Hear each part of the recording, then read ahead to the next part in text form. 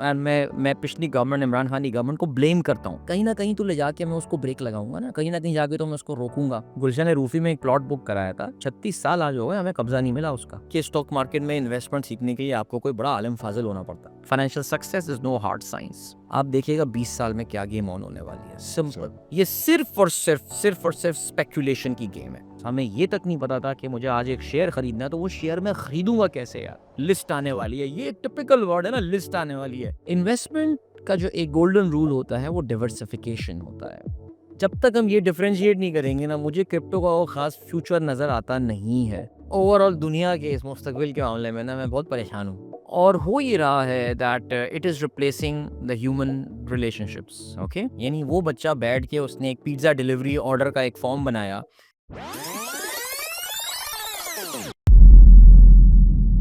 अस्सलाम वालेकुम everyone, I hope you all are doing great. आम आदमी हाजिर है आम आदमी पॉडकास्ट के एक नए एपिसोड के साथ। हमारे अतराफ में कुछ लोग ऐसे होते हैं जो कि एक मल्टी डायमेंशनल पर्सनालिटी के मालिक होते हैं, जिनसे आप बहुत सारे टॉपिक्स पे बहुत ज़्यादा डिटेल में बात कर सकते हैं।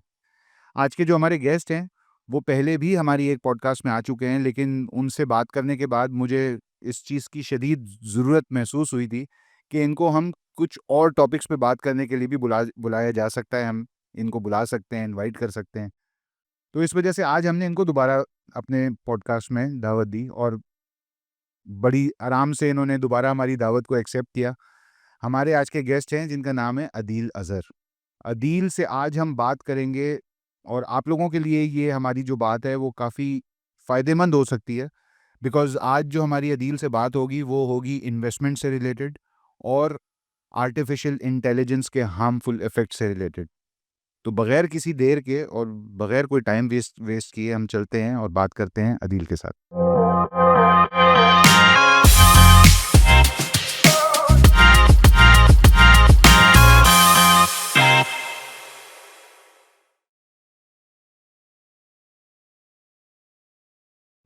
अस्सलाम वालेकुम अदील भाई। वालेकुम अस्सलाम, thank you so much for inviting me back Kashif. बिल्कुल, आपका बहुत-बहुत शुक्रिया कि आज हमारे इनवाइट करने पे दूसरी दफ़ा आप हमारे पॉडकास्ट में शामिल हुए। बिकॉज़ देखें, कुछ लोग ऐसे होते हैं अदील भाई कि जिनके साथ जो है ना एक नशिस्त काफ़ी नहीं होती, ठीक है? और बात करने के लिए इतना कुछ होता है। ऑब्वियसली जब हम बात करते हैं तो हमारे पास टाइम रिस्ट्रिक्शंस होती हैं, सारी चीज़ें मौजूद होती हैं। तो आपसे तो मैंने पहली दफ़ा में ही ये सोच लिया था कि भाई इनको तो दोबारा बुलाना है, बिकॉज़ बहुत सारे ऐसे अनटच टॉपिक्स हैं जिस पे बात करनी है और जिस पे बात करनी चाहिए, और टाइम और वक़्त की और लोगों की ज़रूरत भी है। तो thank you so much for coming. और भाई, इन्वेस्टमेंट्स अदिल भाई, ठीक है? आपका, मुझे पता है कि आपका ताल्लुक बहुत सारी जगहों से, बहुत सारे लोगों से रहता है, बहुत सारी फ़ील्ड से आप साथ लेके चलते हैं।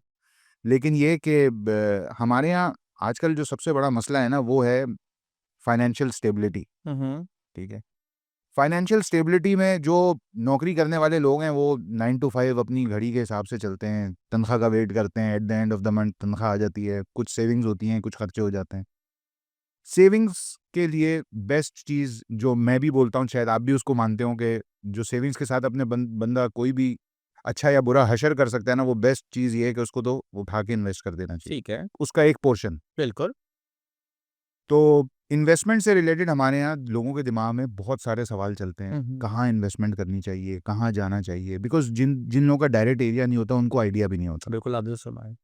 तो आपका क्योंकि इन सारी चीज़ों से ताल्लुक़ रहता है, तो सबसे पहले तो ये बताएँ ना कि जी इन्वेस्टमेंट क्यों करनी है मुझे? अ, सबसे पहले तो Kashif, I think it's very very valid topic to talk about, because and this is, ये वो एक ऐसी चीज़ है, ऐसी एस्पेक्ट है मेरी लाइफ़ का जो कि मैं लोगों के साथ डिस्कस करने में बड़ा एन्जॉय करता हूँ। बिकॉज़ मुझे ऐसा लगता है कि यार ये वाक़ई उनकी ज़िंदगी में एक तब्दीली ला सकता है सही मानों में।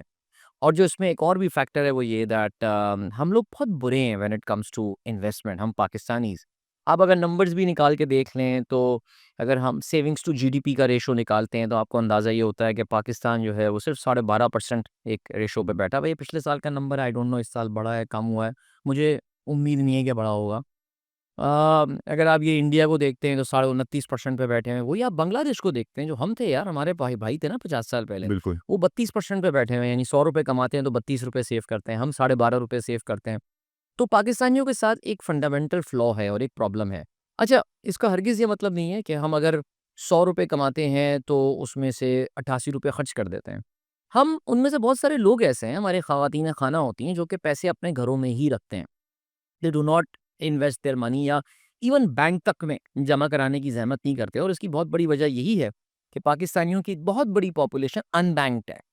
अगर मोबाइल वॉलेट्स भी खुल गए हैं तो लोग उसमें छोटे-मोटे अमाउंट्स ट्रांसफ़र करने के लिए इस्तेमाल कर रहे होते हैं कि यार ₹100 भेज दे, 50 भेज दे, इतने का ईज़ी लोड करा दो, ये कर दो। हमारा यहीं इसी हद तक बहुत बड़ी पॉपुलेशन का इन वॉलेट्स का जो है वो इस्तेमाल है।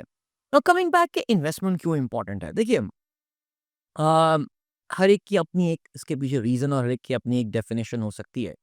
लेकिन आपको एक बात माननी पड़ेगी कि इंसान की ज़िंदगी के जो 3 या 4 बहुत बड़े एस्पेक्ट्स होते हैं, जिसमें ज़ाहिर है सबसे इम्पोर्टेंट उसकी एक इमोशनल वेल-बीइंग होती है, उसके अपने दिमाग में क्या चल रहा है, फिर उसके रिलेशनशिप्स होते हैं लोगों के साथ, बीवी, बच्चे, माँ, बहन, बाप, भाई, ये चीज़ हो गई उसकी ज़ाहिर है। फिर उसका ज़ाहिर है नेचुरली जो एक और बहुत इम्पोर्टेंट इनके साथ एक इम्पोर्टेंट पिलर लाइफ़ का है, वो फाइनेंशियल स्टेबिलिटी वाला एलिमेंट होता है। मैं ज़ाहिर है इन्वेस्टमेंट या फाइनेंशियल स्टेबिलिटी, मेरा ये ख़्याल है कि एक ऐसा फैक्टर है जो कि शायद इन सबको मुतासिर करता है। आप अगर आप फाइनेंशियली स्टेबल नहीं हैं, it will eventually reflect on your relationships यार। मैं ये नहीं कह रहा कि आपका भाई आपसे बात नहीं करेगा कि चल तू तो गरीब है। नहीं, नहीं, नहीं, नहीं। आपके ज़हन में जब भी आप बैठे हुए होंगे फ़ारिग टाइम पे, आप गाड़ी चला रहे होंगे, आप नमाज़ पढ़ रहे होंगे, कि नमाज़ पढ़ते हुए तो हमें हर ख़्याल नमाज़ पढ़ते हुए यहाँ है ना, सही बात। नमाज़ के अलावा तो उस वक़्त भी आपके ज़हन में आ रहा होगा, यार मैं इस महीने बच्चों की फ़ी पे कर पाऊँगा? यार ईद आ रही है, क्या मैं अपने भाई को तकरीब में बुला भी पाऊँगा या नहीं कर पाऊँगा? कहीं ऐसा अक्सर ऐसा हो जाता है कि आपके रिलेशनशिप्स के ऊपर भी जो है ना, वो आपकी जो फाइनेंशियल इंस्टेबिलिटी का एक इम्पैक्ट नज़र आना शुरू हो जाता है। एक ऐसा भाई जो कि काफ़ी सालों से अपने दूसरे भाई की मदद पे मदद किए जा रहा है। आप ये देखिएगा कि उनके आपस में वो जो एक ब्रदरहुड था, उसमें एक एक ऊपर-नीचे वाला एक इम्पैक्ट एक आ जाएगा। फ़ासला आ जाता है। एक फ़ासला आ जाता है। यानी वो छोटा भाई या वो भाई जो डिपेंडेंट है अपने दूसरे भाई के ऊपर, उसके बच्चों में ये फीलिंग आ जाएगी कि we are inferior to them यार। So money is a very, very, मैं हमेशा एक बात बोलता हूँ काशिफ़ कि इट्स अ सेक्रेड थिंग। ये एक मुक़द्दस चीज़ है और हम अनफॉर्च्युनेटली उसको बहुत ही गैर मुक़द्दस तरीके से जो है वो ट्रीट करते हैं, और उसको जो गैर मुक़द्दस तरीके से ट्रीट करने का एक तरीका होता है, वो ये होता है कि पैसे को उसके हाल पे छोड़ देना। क्योंकि हम ये भूल जाते हैं कि हम एक ऐसे मुल्क के बाशिंदे और शहरी हैं, जो कि हाई इन्फ्लेशन वाला कंट्री है। ये तो अभी इत्तेफ़ाक से पाकिस्तान में ये जो 0% आधा परसेंट, पौना परसेंट इन्फ्लेशन है, ये कोई खुशी की बात नहीं है। मुझे तो बड़ी हैरानी भी होती है कि सरकार इस पे जो है वो ढोल बाजे बजा रही होती है। इस और इनिशिएशन को हमें समझना भी तो चाहिए कि वो बेसिकली जो परसेंटेज आ रही है वो है क्या? एग्ज़ैक्टली, देखिए वो अब पाकिस्तान एवरेज 6 टू 7% इन्फ्लेशन वाला मुल्क है। इसका मतलब ये है कि आप कुछ भी ना करें, आपके जो पैसे अलमारी में रखे हुए हैं वो अपनी वैल्यू लूज़ कर रहे हैं। रोज़ाना की बुनियाद पे वैल्यू लूज़ कर रहे होते हैं। पिछले 3 साल में जो हमने देखा है, वो तो ये देखा, बल्कि अभी एक एक मशहूर इकोनॉमिस्ट है, साकिब शिरानी साहब नाम है उनका। उन्होंने एक एक रिसर्च भी की है। उन्होंने कहा था कि जी 10 अप्रैल 2022 यानी वो तारीख़ जिस दिन इमरान खान की गवर्नमेंट ख़त्म हुई थी, तब से लेकर आज तक आपके पास जो ₹100 थे, आज उसकी वैल्यू तकरीबन कोई ₹62 के करीब जो है वो रह गई है। सो इट हैज़ लॉस्ट ₹58 के करीब रह गई है। सो वी टॉकिंग अबाउट उसकी वैल्यू आधी रह गई है। और हमने अपने पैसे क्योंकि इन्वेस्ट नहीं किए, हमने अपने पैसे क्योंकि अलमारियों में दबा के रखे हुए थे, हमने उसके प्लॉट्स खरीदे हुए थे। So what has happened is that it has lost value. So investment मेरे लिए इसलिए इम्पोर्टेंट है बिकॉज़ मुझे अपनी जो मेरी वेल्थ है उसकी वैल्यू को मुझे बचाना है, मुझे उसको प्रिज़र्व करना है, और ज़िंदगी में कभी न कभी, कहीं न कहीं काशिफ़ मैं चाहूँगा कि यार मैं अपने आप को इस जो पैसे की तगो-दो जस्तजू के पीछे मैं पूरी ज़िंदगी भागा चला जा रहा हूँ, कहीं न कहीं तो ले जाके मैं उसको ब्रेक लगाऊँगा ना, कहीं न कहीं जाके तो मैं उसको रोकूँगा। सो मेरा ये ख़्याल है कि ये investments is the way of doing that. देखो ज़िंदगी में छक्का लग गया आपका, क्रिप्टो मिलियनेयर आप बन गए। आप के ख़ानदान की कोई प्रॉपर्टी निकल आई जिससे आप करोड़पति बन गए। यार कितने % लोग ये कर सकते हैं? 0 पॉइंट समथिंग %। बिल्कुल। What if you are not among that 0 point? तो फिर तो सारे मामलात आपके अपने हाथ में आ गए ना, आपको खुद करना है। इसीलिए इन्वेस्टमेंट समझना बहुत ज़रूरी है। मैं बड़ा स्ट्रांगली ये बात समझता हूँ कि हर बंदा करोड़पति सब बन सकता है, हर बंदा करोड़पति, अगर वो कुछ बेसिक चीज़ें जो है वो इसकी समझ ले। For me that is why investment is so important. अच्छा, आपने बात की अदील इन्वेस्टमेंट्स की, हम लोग हमेशा जो है वो हमारे यहाँ जो इन्वेस्टर तबका है स्पेशली, वो एक चीज़ बोलता है कि यार Pakistan is always short of avenues, investment avenues, right. ठीक है? रियल एस्टेट में आपने बात की कि रियल एस्टेट में हमने प्लॉट्स में इन्वेस्टमेंट करी थी। बिल्कुल। क्या उस इन्वेस्टमेंट को आप इन्वेस्टमेंट नहीं मानते? नहीं, मैं उसको इन्वेस्टमेंट मानता हूँ बिल्कुल। लेकिन रियल एस्टेट अगर आप मुझसे पूछें, मेरा कोई बहुत पसंदीदा इन्वेस्टमेंट का वो नहीं है, एवेन्यू नहीं है। हिस्टोरिकली रियल एस्टेट ने स्टॉक मार्केट वाले रिटर्न्स नहीं दिए। एंड पाकिस्तान में वो जो हम अपनी एक कोलोकियल लैंग्वेज में बोलते हैं ना, फटीगे हैं, वो इतनी फटीगे हैं रियल एस्टेट में। मैं आपको एग्जांपल अपनी ही हमेशा देता हूँ। 1995 में वालिद मरहूम ने गुलशन रूफी में एक प्लॉट बुक कराया था। 36 साल आज हो गए, हमें कब्जा नहीं मिला उसका। नैब करके या सिंध हाई कोर्ट, सारे फैसले हमारी तरफ आए हुए हैं। बिल्डर जो है वो पीपल्स पार्टी, पहले बीएनपी का सेनेटर था, आज पीपल्स पार्टी का सेनेटर है। कर लो, ले लो प्लॉट। नैब उसको नोटिस पे नोटिस भेजता रहता है, वो फ़ोन भी नहीं उठाता नैब का। समझ रहे हैं ना आप बात, हुँ। कहाँ जाएँ? मैं क्योंकि वो जो हमारी एक्शन कमेटी है उसका मैं मेंबर हूँ, उसका स्पोक्स पर्सन भी हूँ। कितने सारे लोग तो हमारे सामने इंतकाल कर रहे हैं अब यार। लोग आ रहे हैं, वो अपनी ज़िंदगी भर की जमा पूँजी उन्होंने जो है वो तब लगा दी थी। This is the second generation now, जो कि अब ज़ईफ़ी में पहुँच चुकी है और उनको नहीं मिल पा रहा। So there is always an element of chance in the real estate, जहाँ पे डॉक्यूमेंटेशन क्लियर भी है। अब जैसे मैं बहरिया टाउन की एग्ज़ाम्पल पाकिस्तान में कराची की मैं बात कर रहा हूँ, एक बड़ी ज़बरदस्त एग्ज़ाम्पल है। A lot of people went into Bahria town and मैं पिछली गवर्नमेंट इमरान खान की गवर्नमेंट को ब्लेम करता हूँ कि पाकिस्तान में उन्होंने प्रॉपर्टी बबल क्रिएट किया था। ये जो रेमिटेंसेस का पैसा आ रहा था, सब कुछ आ रहा था, उससे ये सारे बढ़ने शुरू हो गए थे। ज़बरदस्ती बढ़ने शुरू हो गए थे। बहुत सारे लोग समझ रहे थे कि ये एक ना रुकने वाला एक सुनामी आ गया है और जी डाल दो पैसे इसमें। अब आप ज़रा उन लोगों से पूछिए जाके अपनी प्रॉपर्टी या प्लॉट्स के प्राइसेस को चेक करके आएँ। 50% 40% वैल्यू जो है वो अब उसकी रह गई है। सो मेरा मेरा ज़ाती तौर से ये मसला होता है। अच्छा, फिर डॉक्यूमेंटेशन के इश्यूज़, फिर कब्ज़ा ग्रुप के इश्यूज़। अब स्कीम 33 में कब्ज़ा हो हुँ, गया आपके प्लॉट, बिल्कुल, छुड़ा के दिखा लो। नहीं हो सकता। नहीं कर सकते। मेरा और आपके जैसा मिडल क्लास बंदा तो ये काम कर ही नहीं हुँ, सकता। तो आप क्यों अपनी इतनी ज़िंदगी भर की हार्ड अर्न्ड मनी को जो है, वो एक ऐसे एसेट क्लास में लगा रहे हैं जिस पे आपका कंट्रोल नहीं है। ठीक है जी? Real estate is one area. अच्छा, ये बात भी जो लोग कहते हैं ना कि पाकिस्तान में एवेन्यूज़ नहीं है। मैं उनसे अक्सर ये सवाल पूछता हूँ, अमेरिका में कौन से एवेन्यूज़ हैं? यार एवेन्यूज़ घूम फिर के ये 3-4 ही होते हैं ना। स्टॉक मार्केट होती है, जैसे कैपिटल मार्केट्स हम कहते हैं। राइट। कमोडिटीज़ हो गई, गोल्ड हो गया। अब मैं ऑयल-वॉयल तो मैं ट्रेड नहीं करूँगा ना, मैं तो गोल्ड या सिल्वर ही लूँगा। रियल एस्टेट हो गया, क्रिप्टो हो गया और करेंसी हो गई। ये क्या अवेलेबल नहीं है पाकिस्तान में? इनमें से बिल्कुल, कौन-सी चीज़ अवेलेबल नहीं है पाकिस्तान में, बिल्कुल मुझे बताइए। अवेलेबल है, सब भाई के सब क्रिप्टो अवेलेबल। पाकिस्तान में अपैरेंटली इल्लीगल है, लेकिन आप बायनेंस में P2P के थ्रू करें ट्रेड। और जो P2P एक मॉड्यूल होता है, हाँ। उसके थ्रू आप अच्छा, इस पे मैं क्रिप्टो पे मैं आपके साथ मैं थोड़ा-सा सिर्फ आपको आगे एक सवाल मैं पे सिर्फ आऊँगा। आपको ये बता रहा हूँ कि ये लोगों की गलतफ़हमी है कि हुँ, पाकिस्तान में आपके पास इन्वेस्टमेंट के एवेन्यूज़ अवेलेबल नहीं है, बिकॉज़ लोग अपनी सोचों को फॉसिलाइज़्ड और मुतहज्जिर करके बैठे हुए हैं कि यार क्योंकि मैं रियल एस्टेट में ही काम करता हूँ, तो मैं रियल एस्टेट में ही काम करूँगा, मैं उससे बाहर निकलने को तैयार ही नहीं हूँ। मैं इसी वजह से जो स्टॉक मार्केट के जो इन्वेस्टर्स होते हैं ना, उनको मैं बहुत मैच्योर इन्वेस्टर मानता हूँ, बिकॉज़ उनको बाकी सारी एसेट क्लासेस का भी पता होता है कि यार कहाँ पे किस तरह के रिटर्न्स आ रहे हैं। And does investing in stock market gives me the same kind of return? हुँ।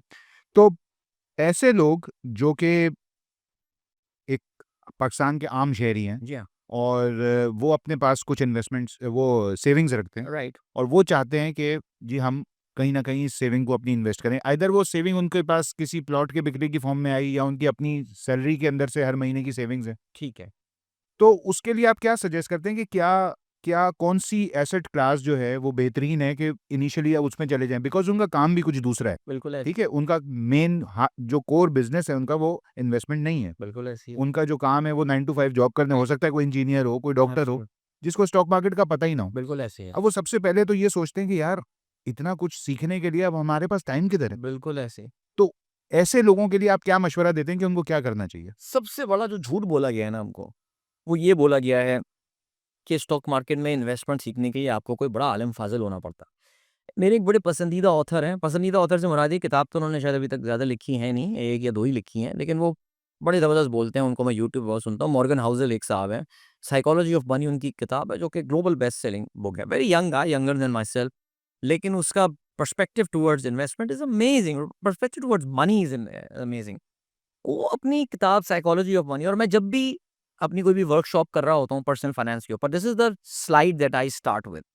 और उसमें मॉर्गन हाउसेल ने ये बात बोली है that financial management is no hard science, financial success is no hard science, it's a soft skill where how you behave is it matters more than what you no.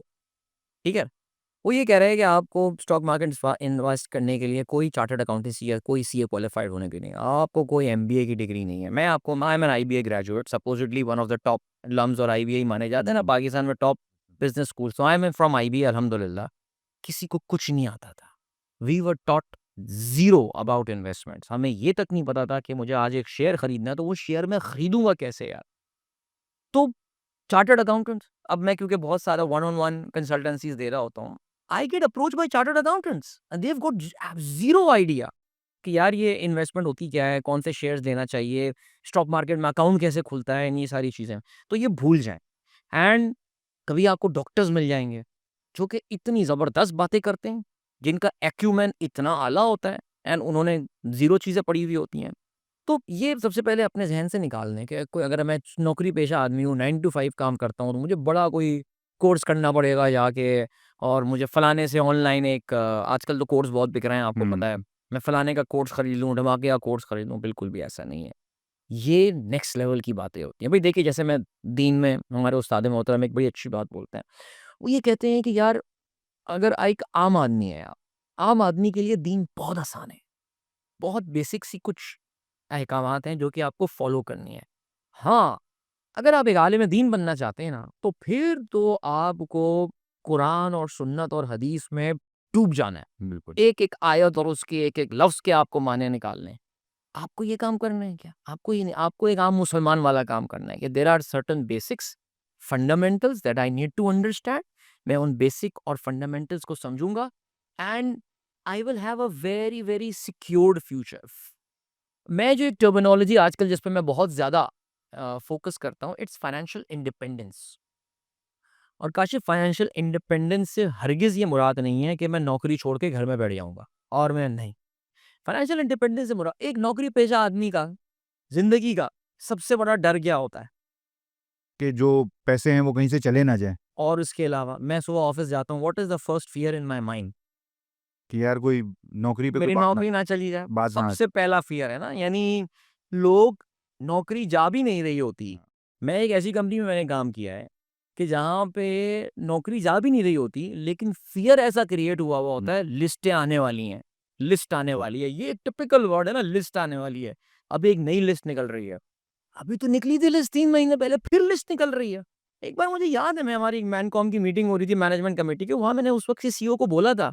मैंने कहा, यार आप please अपने ज़रा ऑफ़िस से बाहर निकल के इस ऑर्गनाइज़ेशन का एक एनवायरनमेंट चेक कर कर आइए। यहाँ पे कॉरिडोर में 2 बंदे जमा होते हैं, बात कहते हैं, यार लिस्ट का क्या हुआ?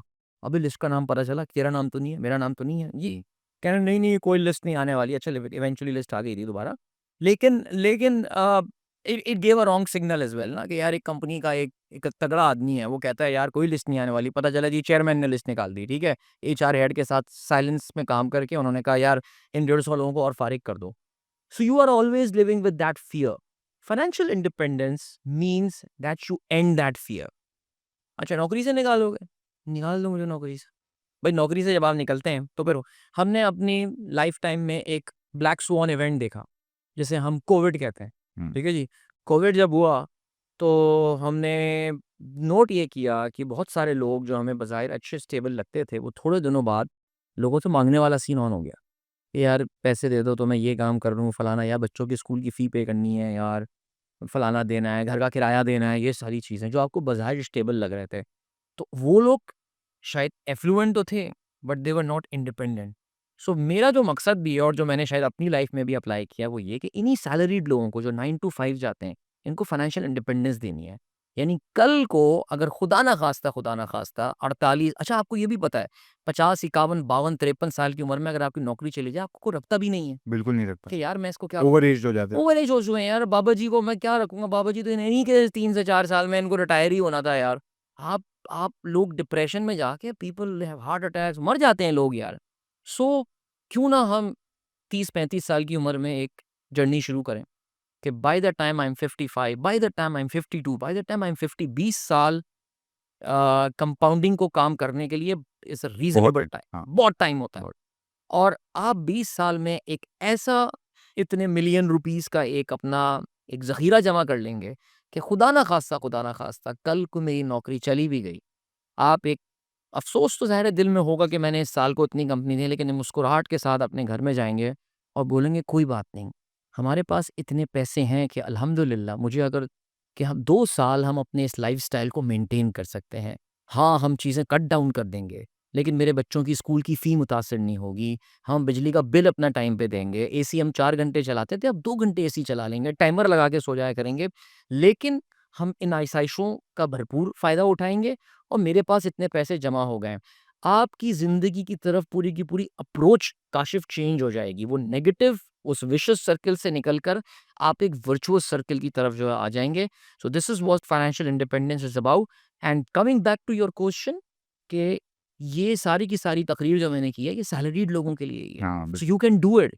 इसके लिए कोई आपको लंबी ज ज जम होनी चाहिए। सिर्फ़ म्यूचुअल फंड कंपनी में एक अकाउंट खोलना है। Simple as that. एक म्यूचुअल फंड कंपनी में अकाउंट खोलें और हर कंपनी अब एक इंडेक्स ट्रैकर फंड ऑफ़र करती है, जो कि केएसई 100 इंडेक्स, केएमआई 30 इंडेक्स, उन सब में वेटेजेस के हिसाब से इन्वेस्टमेंट कर रही होती है। हर महीने 20,000, 30,000, 50,000 जो आपकी इस्तेताअत है, उसके मुताबिक आप इन्वेस्ट करते रहें। आप देखिएगा 20 साल में क्या गेम ऑन होने वाली है। सिंपल। सर।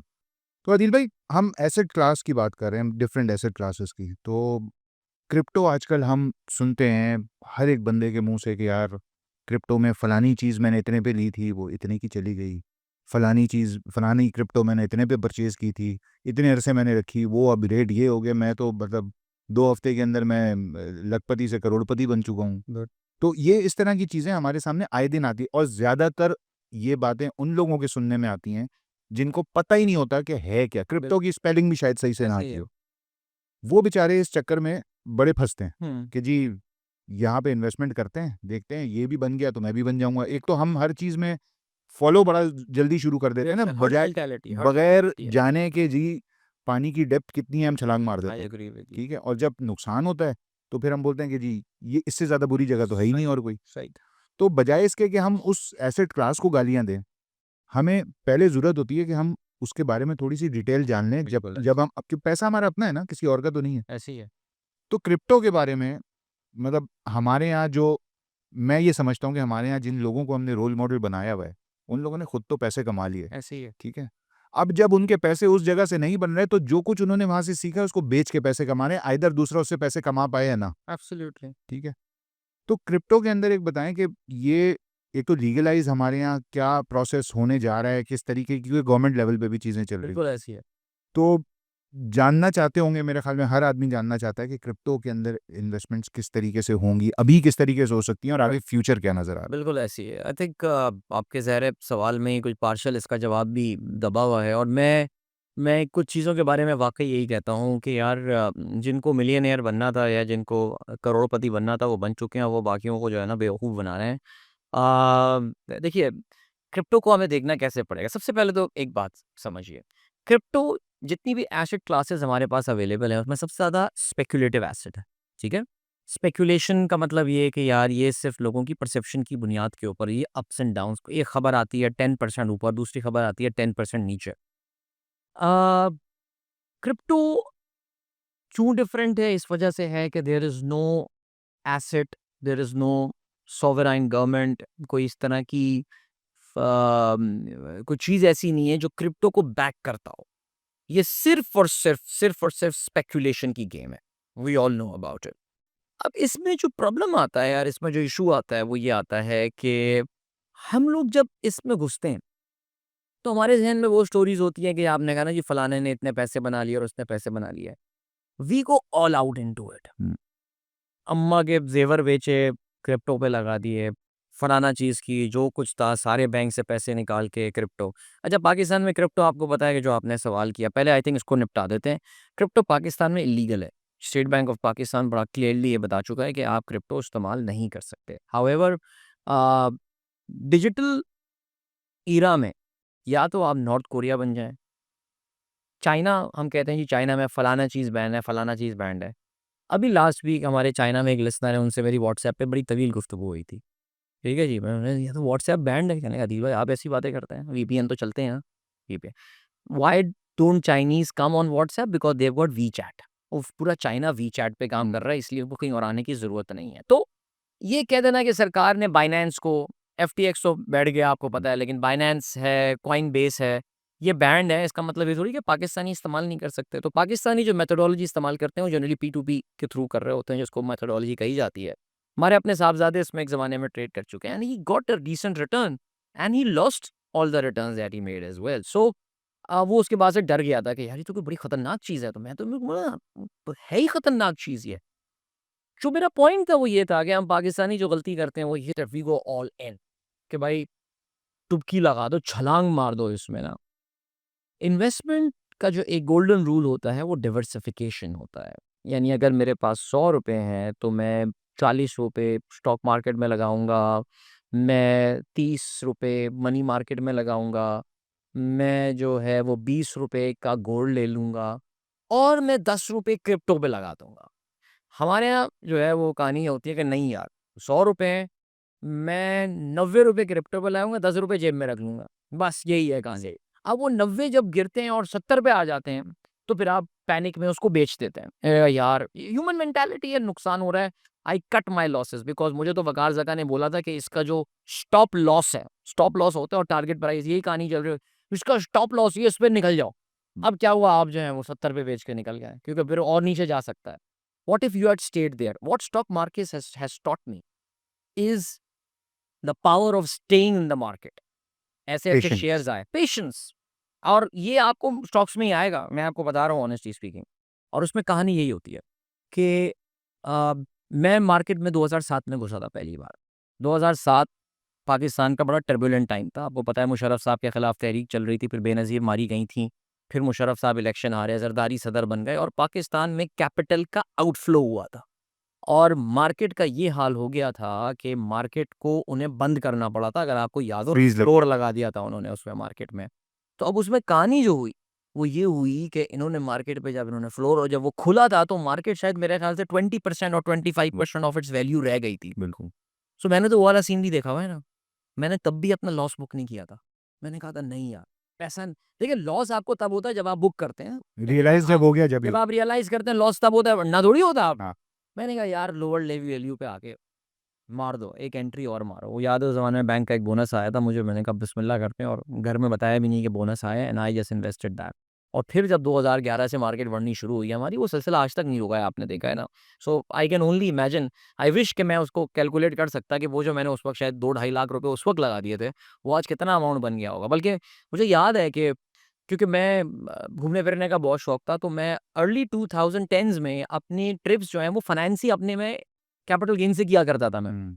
तो अब तो ख़ैर ट्रैवल इतना महँगा हो गया कि आपको बहुत बड़ा कैपिटल गेन चाहिए उसको फाइनेंस करवाने के लिए। लेकिन coming back to the point, I was that was that कि क्रिप्टो पे आपने बात की। So please crypto is an asset class, इसको वही रिस्पेक्ट दीजिए।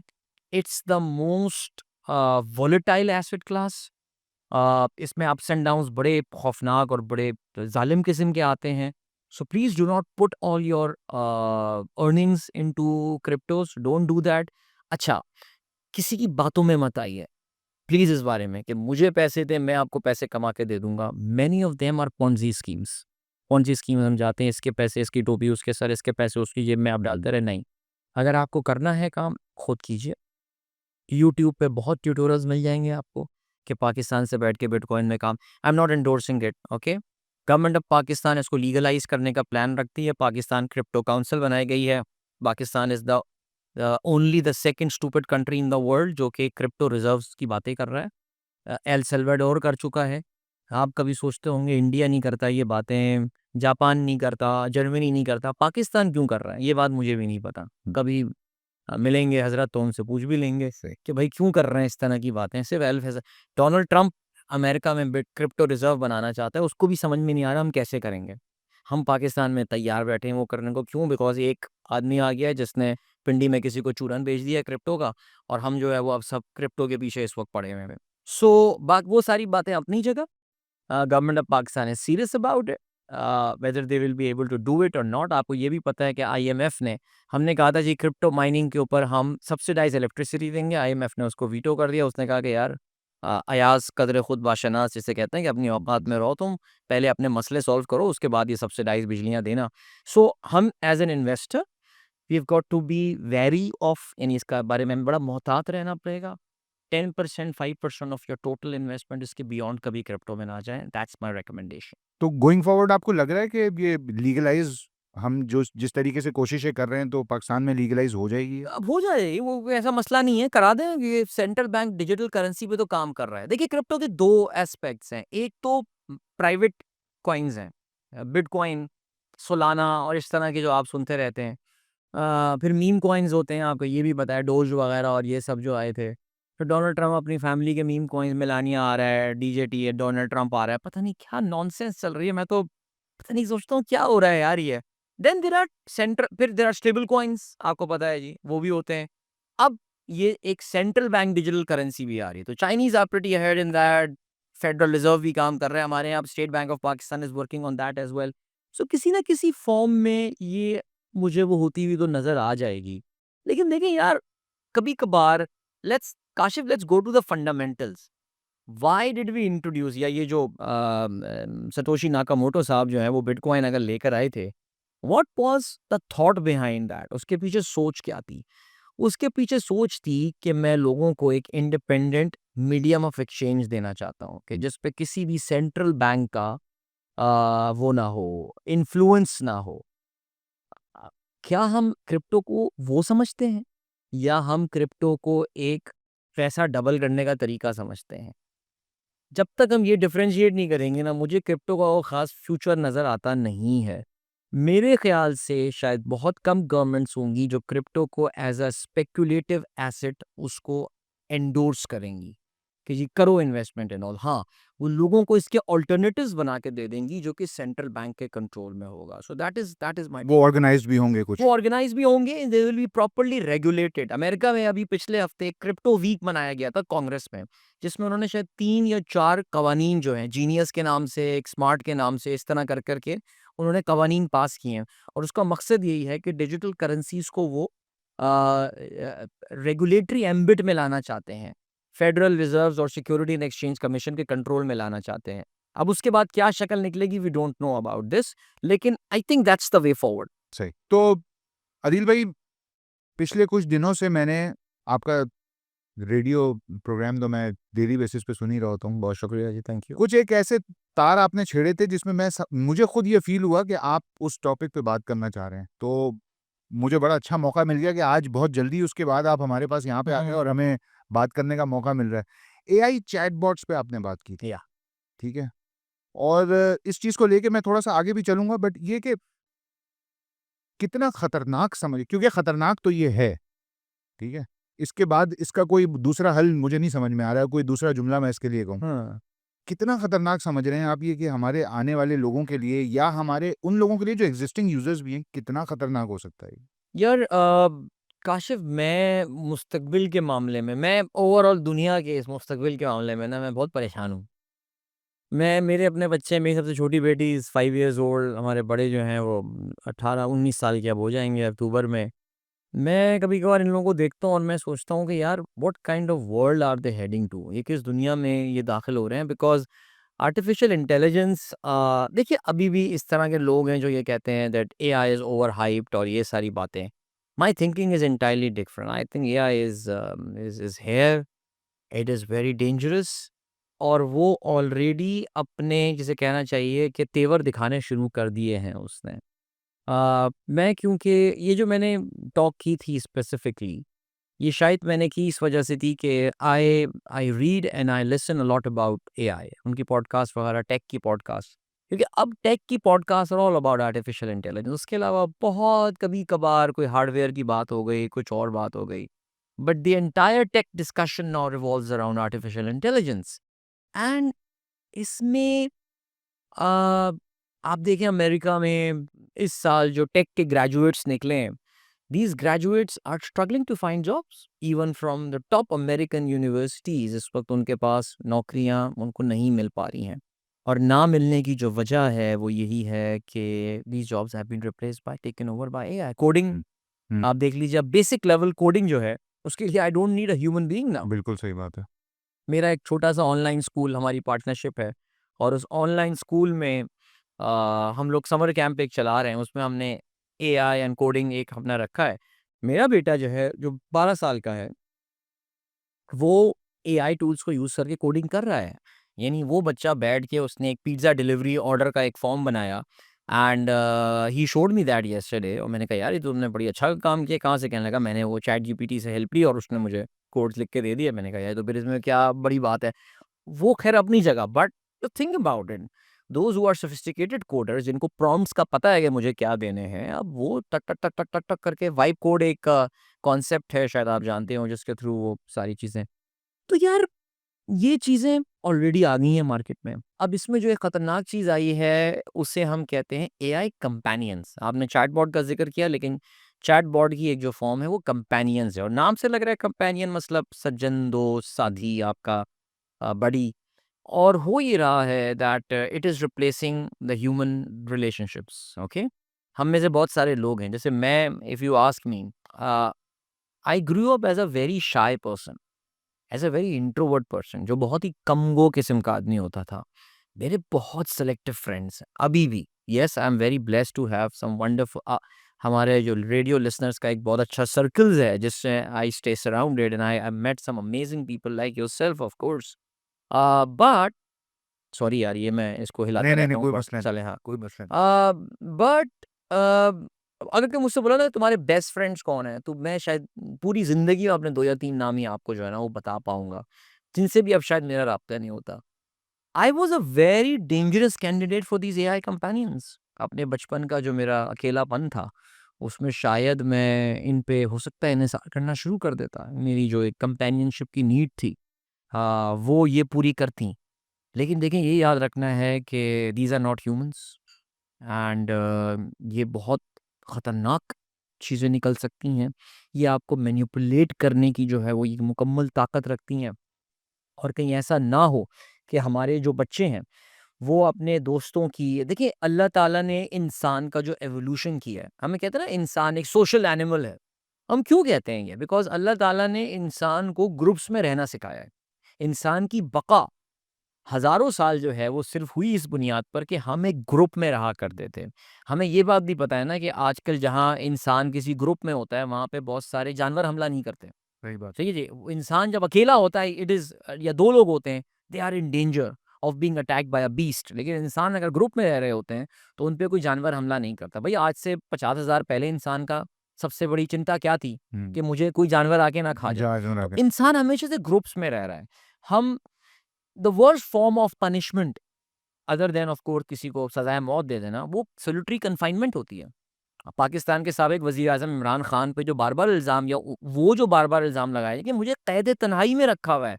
यानी कैद-ए-तन्हाई का मतलब ये है कि मैं पूरा दिन कहीं पे बैठा रहूँगा और मेरे पास कोई बात करने वाला नहीं होगा। ये बड़ी खौफ़नाक चीज़ है। सो मेरी इस चीज़ को अब रिप्लेस कर रहा है artificial intelligence. That means I don't need to go out. मुझे अपने अम्मी-अब्बू से बात करने की ज़रूरत नहीं है। मेरी सारी emotional needs are being taken over by them. मेरी रोमांटिक नीड्स, ठीक है, जो मेरी इंटिमेट नीड्स थी, वो भी अब एक मशीन ही उसको जो है वो ओवरकम कर रही है।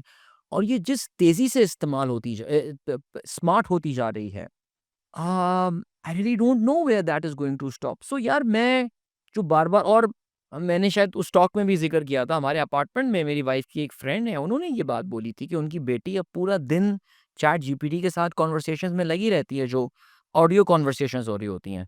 यकीन जाने मैं अभी जब रास्ते में आ रहा था, मुझे इसके बाद भी एक मेरा ऑनलाइन सेशन है कुछ नौजवानों के साथ, तो उसके लिए मेरे ज़हन में कुछ आइडियाज़ थे।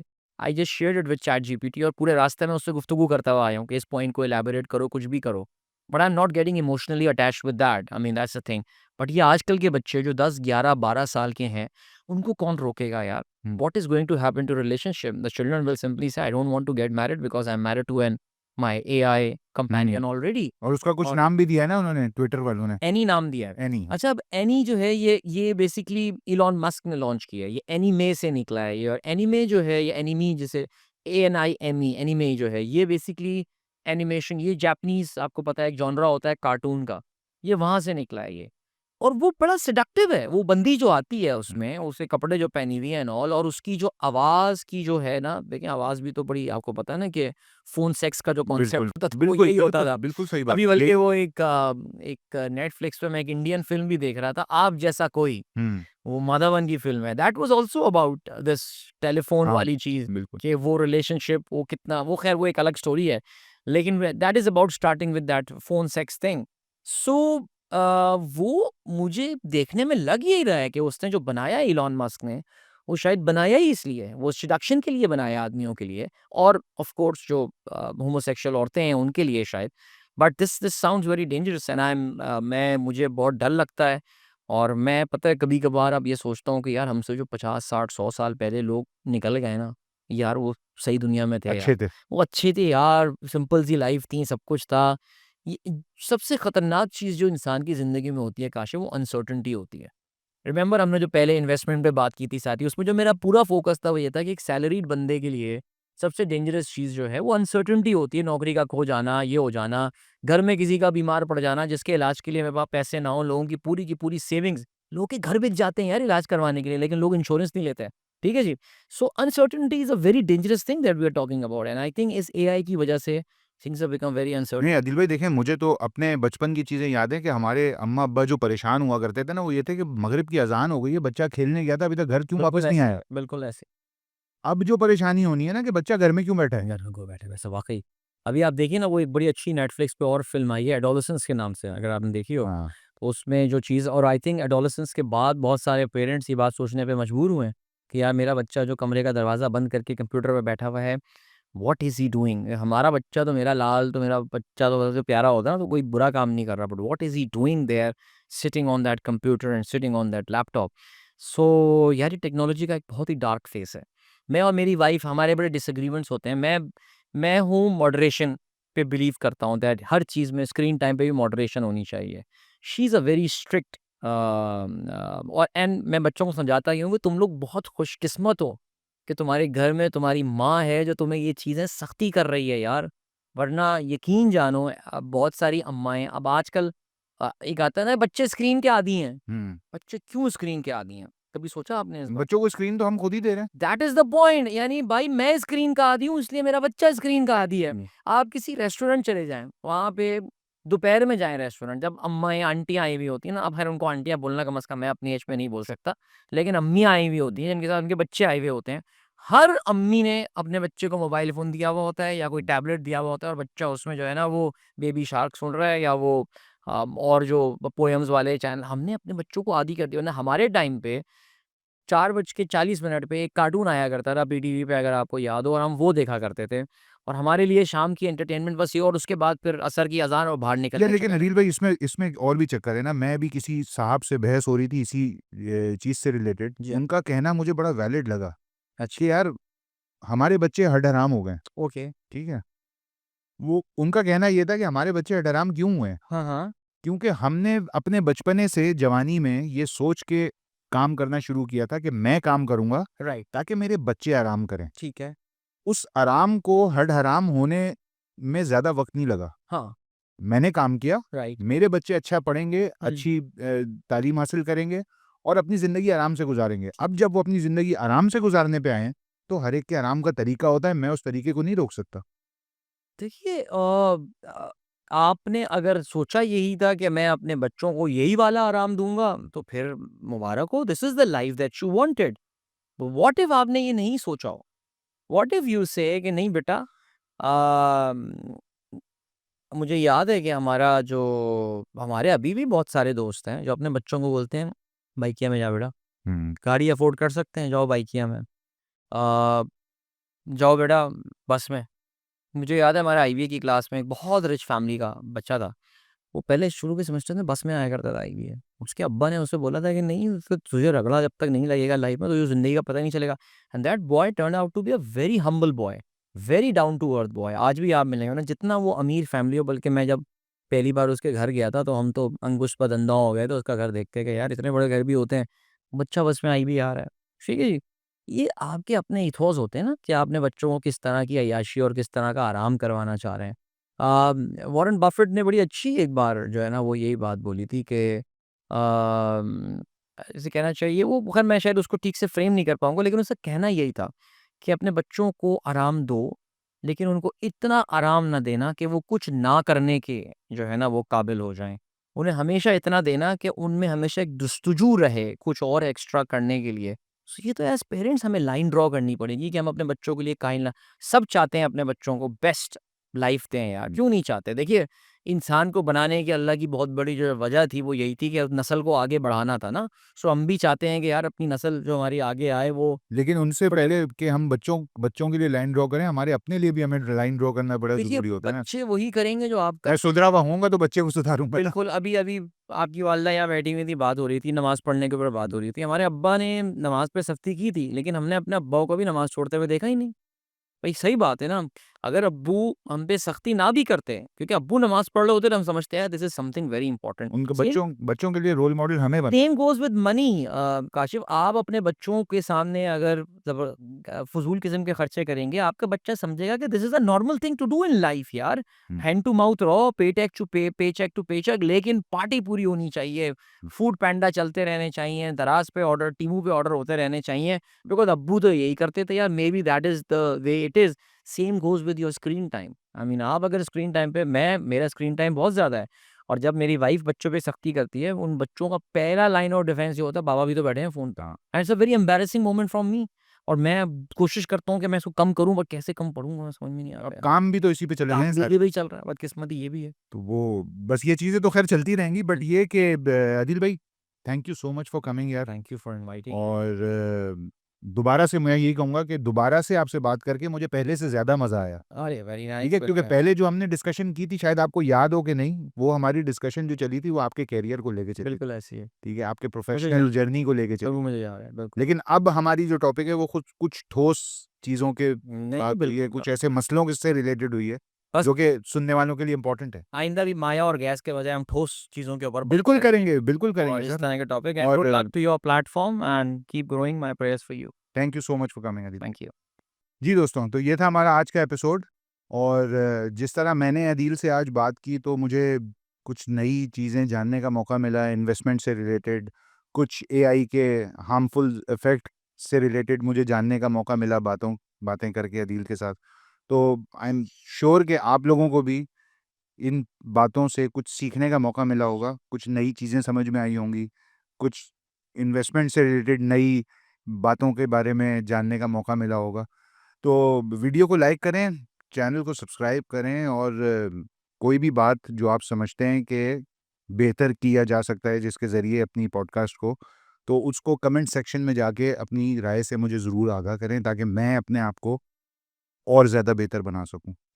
तो जल्दी मिलते हैं इंशाल्लाह फिर किसी नई पॉडकास्ट में, किसी नए गेस्ट के साथ।